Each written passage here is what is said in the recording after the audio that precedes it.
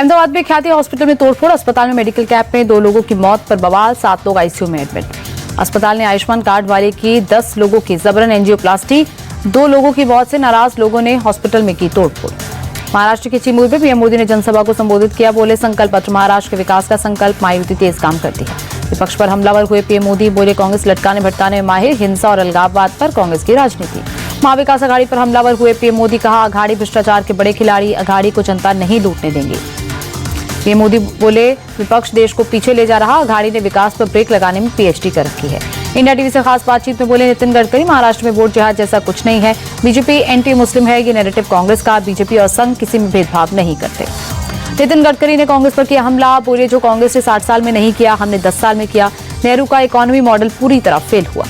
संविधान को लेकर बोले नितिन गडकरी, कांग्रेस ने पब्लिक को संविधान बदलने का डर दिखाया, बीजेपी का संविधान बदलने का कोई इरादा नहीं। अपनी एंटी उत्तर भारतीय छवि बदलने के प्रयास में राज ठाकरे, हिंदी अखबारों में हिंदी कंटेंट में दिया विज्ञापन, लिखा आइए राज्य की स्थिति और राजनीति की भाषा बदले।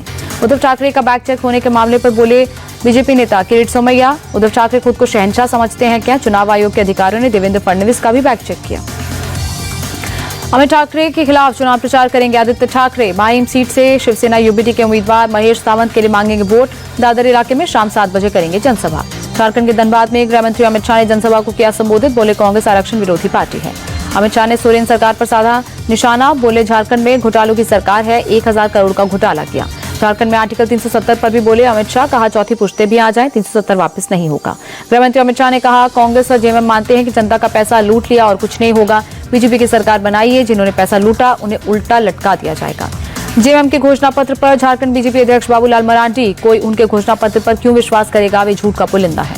बटोगे तो कटोगे के नारे पर जगत गुरु श्री राम भद्राचार्य जी का बयान, कहा यह सत्य है कि हमें बंटना नहीं है, चाहे पंथ अनेक हो, हम सब हिंदू एक हो। उत्तर प्रदेश में लगातार जारी है पोस्टर वाली सियासत। लखनऊ में समाजवादी पार्टी के नए पोस्टर, लिखा अखिलेश जी का फेयर है, बीजेपी का अंत नियर है। यूपी के डिप्टी सीएम ब्रजेश पाठक का दावा, उपचुनाव में सभी 9 सीटों पर बीजेपी अलायंस की जीत का दावा, कहा जनता कर रही है प्रदेश के लॉ एंड ऑर्डर की तारीफ। बिहार विधानसभा उपचुनाव को लेकर बोले उपेंद्र कुशवाहा, कहा एनडीए के पक्ष में लहर है, आरजेडी को लालू यादव को एक क्षेत्र में ले जाना पड़ा, इससे आप समझ सकते हैं आरजेडी परेशानी में। आरएलजेपी के राष्ट्रीय अध्यक्ष पशुपति पारस ने पटना स्थित सरकारी बंगले को किया खाली, कैंपस में बने ऑफिस में लगी एस्बेस्टस की छत भी उखाड़ कर ले गए। पार्टी के प्रवक्ता श्रवण अग्रवाल ने दी सफाई, कहा बंगले में ऑफिस का हिस्सा भवन निर्माण विभाग ने बल्कि खुद उन्होंने अपने खर्चे से बनवाया था, काफी जर्जर हो गई थी छत। बुद्धि और विजयपुर में एनडीए उम्मीदवारों को सीएम मोहन यादव ने जिताने की अपील की, कहा महाराष्ट्र झारखंड में भी भारी बहुमत से जीतेंगे। उत्तर प्रदेश के कासगंज में मिट्टी का एक बड़ा टीला ढहा, मिट्टी में दबकर 4 महिलाओं की मौत, मौके पर बचाव कार्य जारी। कासगंज की डीएम मेधा रूपम ने घटना की जानकारी दी, कहा 9 महिलाओं को बाहर निकाला गया, उनमें से 4 महिलाओं की जिला अस्पताल में मौत। कासगंज की घटना का सीएम योगी ने लिया संज्ञान, शोक संतप्त परिवारों के प्रति संवेदना व्यक्त की, घायलों को अस्पताल पहुंचाने और उनका उचित इलाज कराने के निर्देश। प्रयागराज में यूपीपीएससी कार्यालय के बाहर विरोध प्रदर्शन जारी, ईसीएस और आरओ की परीक्षा एक दिन और एक पाली में कराए जाने की मांग। मौके पर रैपिड एक्शन फोर्स और पुलिस के जवान मौजूद, कल रात से डटे हैं आंदोलनकारी परीक्षार्थी। बांग्लादेश से घुसपैठ और मनी लॉन्ड्रिंग मामले में ईडी का एक्शन, झारखंड और पश्चिम बंगाल में 17 जगहों पर ईडी का छापा।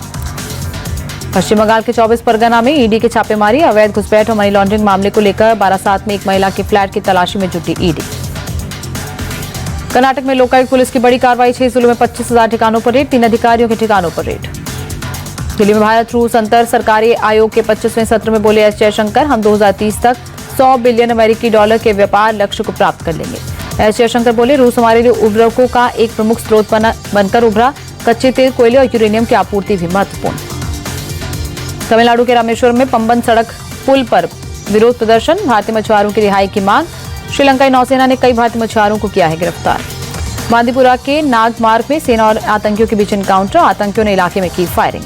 जम्मू कश्मीर में दुनिया के सबसे ऊंचे चिनाब रेल ब्रिज पर मॉक ड्रिल, पैरामिलिट्री फोर्स के साथ एसडीआरएफ और रियासी जिला पुलिस भी शामिल। जम्मू कश्मीर के सोनमर्ग में पहली बर्फबारी, पहाड़ों पर बर्फबारी में देखकर टूरिस्टों में दिखा उत्साह।